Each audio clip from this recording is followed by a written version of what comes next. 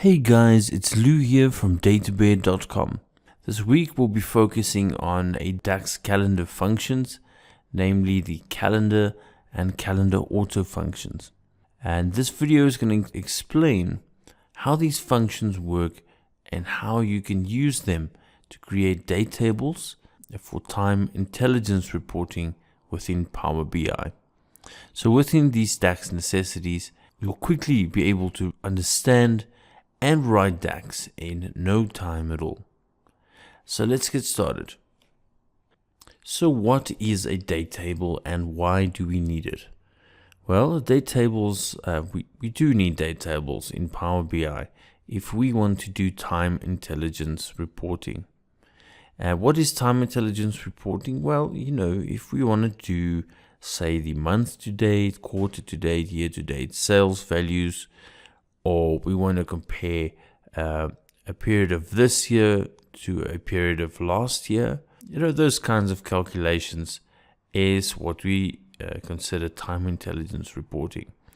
And then, of course, these calendar tables or date tables can be sourced from Excel, so you can create your own date table in Excel and import it into Power BI. And of course, many companies and many people do this from SQL, where they have a structured date table, whether it be a fiscal or otherwise, and it gives them exactly all the relative information that they need to be able to do their time intelligence reporting. Of course, you can also create the date table within Power BI. There are various ways of doing this. We can do this with DAX, which is what we are going to do today. And you can also do it in the Power BI query editor, where you can generate from a function a date table that constantly updates as your data updates. And we'll also look at how Calendar can do this without using the query editor. Of course, there are also the date table properties. What are these? So for a date table, all dates should be present. In other words, we don't need dates from 1920 if our data does not go back that far. Or, if you want to report on data from 1920 and you have the data available, that's considered present data. And of course, the days should be sequential and cover the 1st of January until the 31st of December for each year and have no gaps. If there are any gaps in your date table, the time intelligence reporting within Power BI will not work. Of course, we can also add holidays within our calendar table. So when we do our calculations and measures, we can exclude some of those days. If, for example, we want to calculate the number of working days in a year, we would want to exclude public holidays. So those are some of the basic aspects around a date table and what a date table is. So let's jump in and have a look at calendar function. So calendar returns a table with a single column called date, and that date column contains a continuous set of dates for the given range. In other words, if you look at the syntax, we can see calendar, and you have to specify the start and end date, and it returns a table with one column of all dates between the start date and end date that you've specified. So let's create one now. I'm going to go to the modeling tab, and I'm going to say new table. Great. So for our function, I'm just going to call it dates because I already have a calendar table in this model. And we are going to call the calendar function. So I'm going to say date. And then here you want to specify the year. So let's say 2015 of the first month of the first day. And again, I'm going to say 2015 of the 12th, 31st.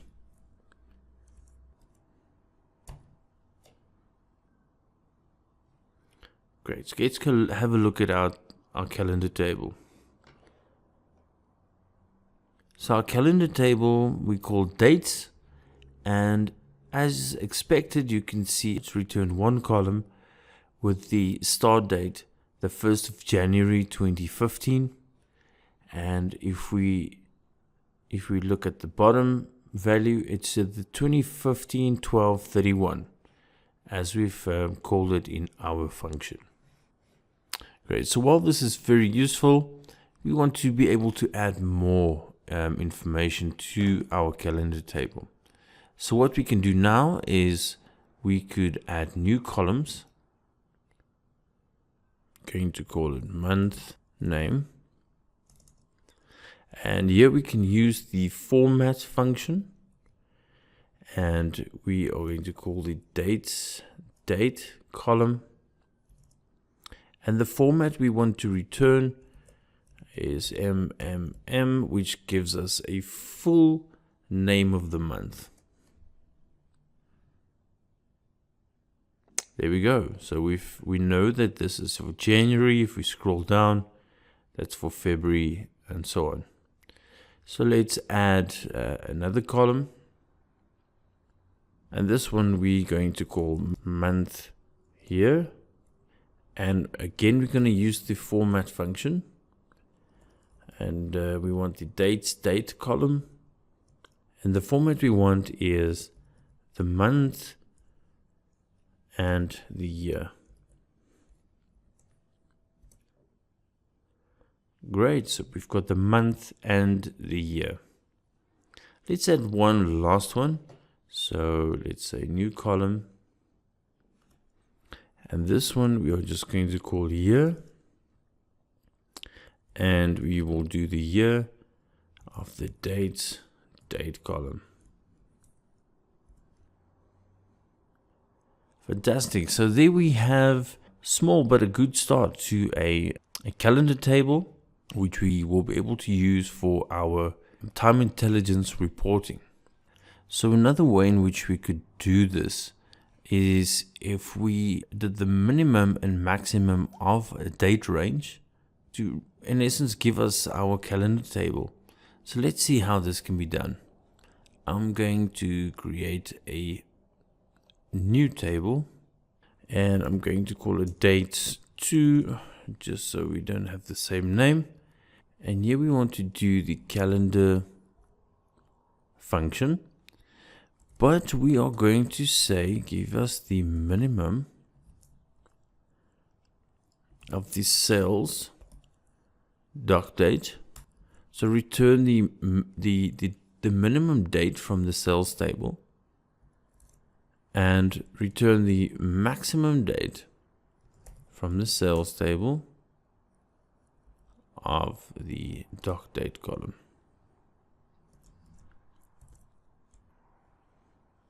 Great, so what we've done now, it has given us a result. It's returned the minimum and maximum dates from the sales doc date column, and it's returned for us all the dates in between as well. So if we scroll down, you see this goes until the 3rd of November 2015. So that's very useful because now, it can dynamically update our calendar table as we need it. But we may be in a situation where this particular column that we're using, it does not contain all the dates we need for our calendar table.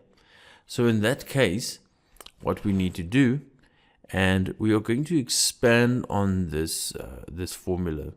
So I've got 2 date columns in my sales table. So I've got a doc date, and if I go back, you'll see that I've got a shipping date as well. So I'm going to ask Power BI to return me the minimum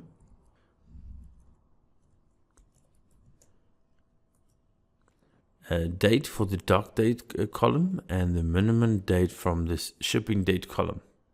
Let's just get our DAX written nicely, and then we also want the max of the sales doc date, and we want the max of the sales shipping date.